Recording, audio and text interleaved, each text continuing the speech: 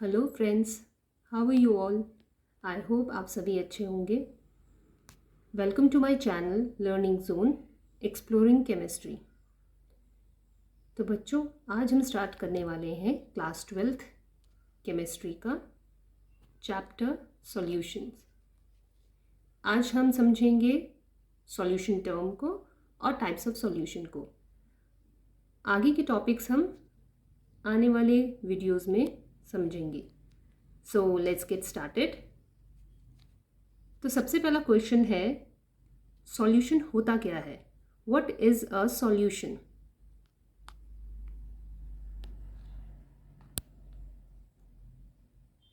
A solution is a homogeneous mixtures of two or more than two components. Solution क्या होता है? एक homogeneous mixture होता है जिसमें दो या दो से ज़्यादा कंपोनेंट्स हो सकते हैं।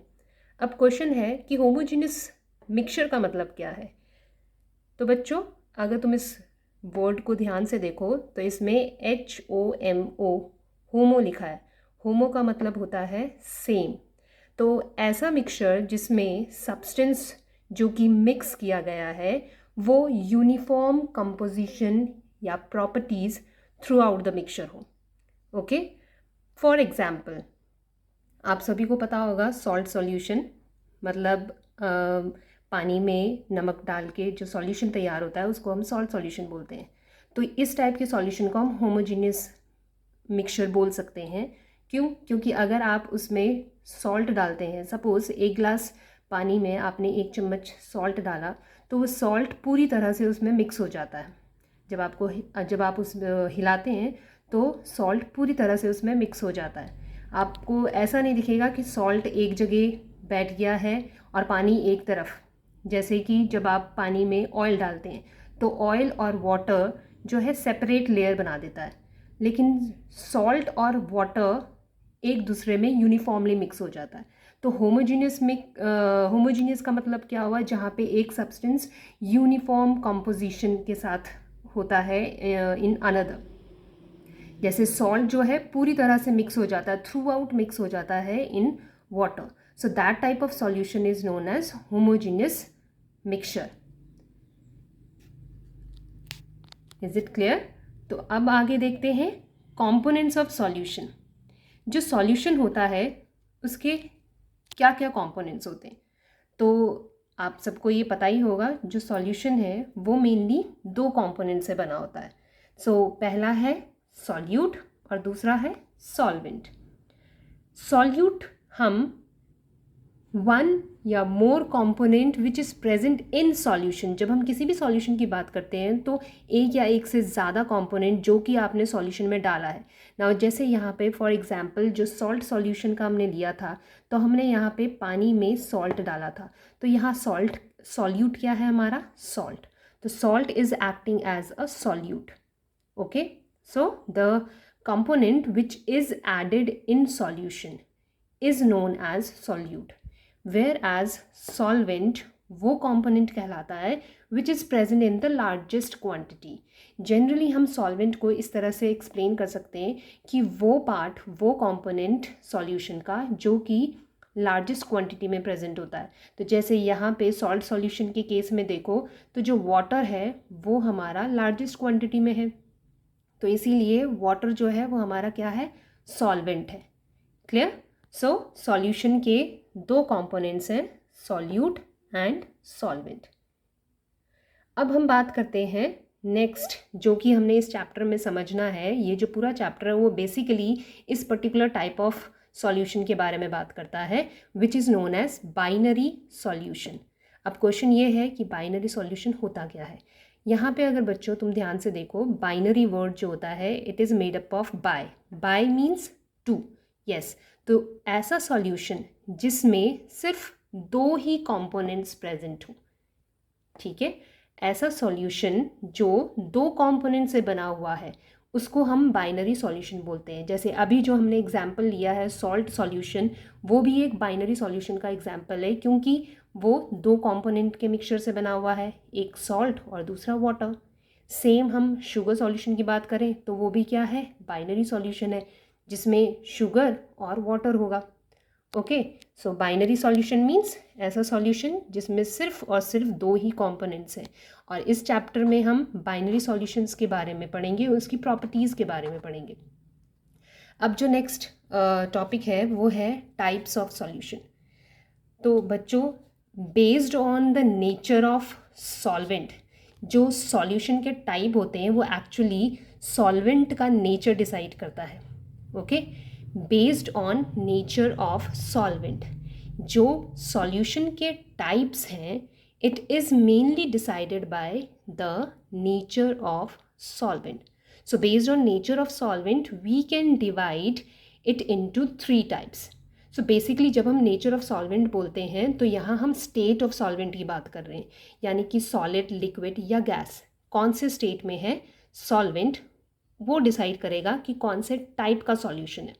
तो based on that we have 3 types of solution: gaseous solution, liquid solution and solid solution. अब ये solution होता क्या है, तो सबसे पहले देखें गैशियस सॉल्यूशन. गैशियस सॉल्यूशन की बात अगर हम कर रहे हैं तो इसका मतलब जो ये गैशियस वर्ड है ये बेसिकली उसके सॉल्वेंट के बारे में बता रहा है, सॉल्वेंट के नेचर के बारे में बता रहा है.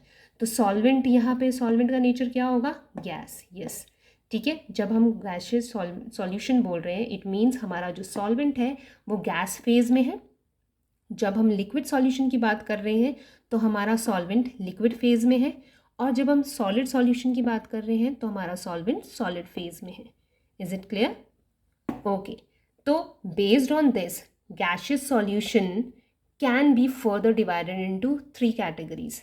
हाउ? अब वो 3 कैटेगरीज कौन डिसाइड कर रहा है, सॉल्यूट कौन सा है. अगर हमारा सॉल्वेंट गैस है तो हमारा सॉल्यूट गैस भी हो सकता है, लिक्विड भी हो सकता है एंड सॉलिड भी हो सकता है.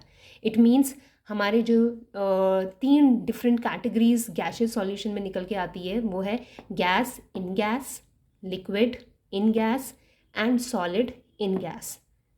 Clear?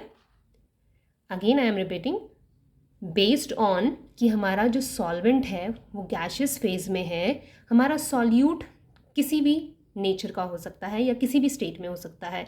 It can be gas, liquid और solid. So based on that हमारे 3 कैटेगरीज जो बन रही हैं, it is gas in gas, liquid in gas and solid in gas. So gas in gas का एग्जाम्पल जो होता है आप सभी को पता होगा. गैस इन गैस का एग्जाम्पल इज़ एयर. यस, जो एयर हमारे सराउंडिंग में होती है that is gas in gas, क्योंकि जो different gases, you all know air is a mixture of gases. So ये गैसेस के मिक्सचर को हम क्या बोल सकते हैं, it's a type of solution. Liquid in gas, जब हम लिक्विड इन गैस की बात कर रहे हैं so we have an example of chloroform in liquid, nitrogen in chloroform. जब हम नाइट्रोजन गैस और क्लोरोफॉर्म इन दोनों का मिक्सचर तैयार करते हैं या बनाते हैं तो वो एग्जाम्पल हो जाता है लिक्विड इन गैस का. Similarly solid in gas, solid in gas में camphor and nitrogen gas. Okay, camphor हो गया सॉलिड स्टेट में एंड तुम्हारा नाइट्रोजन गैस हो गया गैस फेज में. क्लियर? अब आते हैं हम नेक्स्ट टाइप के सॉल्यूशन में which is your liquid solution. अब जब लिक्विड सॉल्यूशन की बात कर रहे हैं इसका मतलब हमारा जो सॉल्वेंट है वो लिक्विड फेज में है और सॉल्यूट हमारा सेम गैस में भी हो सकता है, लिक्विड में भी हो सकता है और सॉलिड फेज में भी हो सकता है. तो हमारा जो डिफरेंट कैटेगरीज यहाँ पे बनती हैं वो है gas in liquid, liquid in liquid and solid in liquid. Actually इस चैप्टर में हमें बेसिकली इस लिक्विड सॉल्यूशन से ही रिलेटेड स्टडी करना है. सो पहला जो टाइप है इसमें गैस इन लिक्विड का एग्जाम्पल क्या हो सकता है. Gas in liquid very common, जो हमारी एक्वेटिक लाइफ होती है that is a very good example of this gas in liquid. Oxygen in water. Yes. दूसरा एग्जाम्पल लिक्विड इन लिक्विड के लिए आप बताएंगे. लिक्विड इन लिक्विड में yes, any type of alcohol in liquid. So alcohol in water या ethanol in water, methanol in water. So any type of liquid in liquid. Then the third one is solid in liquid. Now this is very common, so you have so many examples like salt in water, sugar in water. So any kind of solid which can be dissolved in water can be taken as an example.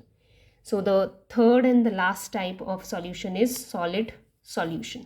तो solid solution में भी again solvent यहाँ पे solid state में होगा और solute can be solid, liquid and gas. So let us talk about gas in solid type of example. इसका example हो सकता है hydrogen in palladium. Palladium and hydrogen जो है यानी कि मेटल सरफेस में गैस, तो that is an example of gas in solid. Liquid in solid का एग्जाम्पल जो है that is it's an amalgam of mercury with sodium. Okay, so यहाँ अमेलगम जो मर्करी है that is liquid in nature. You all know mercury liquid nature का होता है. Sodium के साथ जब हम इसको मिक्स कर रहे हैं तो ये एक लिक्विड इन सॉलिड का एग्जाम्पल बना रहा है. And the third category is solid in solid. Again very common, you all must be knowing solid in solid. आप सभी ने पढ़ा हुआ है alloys के बारे में. So solid in solid के अंदर हम alloys को डाल सकते हैं. So any type of alloy can be added here. Okay, I hope these different types of solutions are clear to everyone.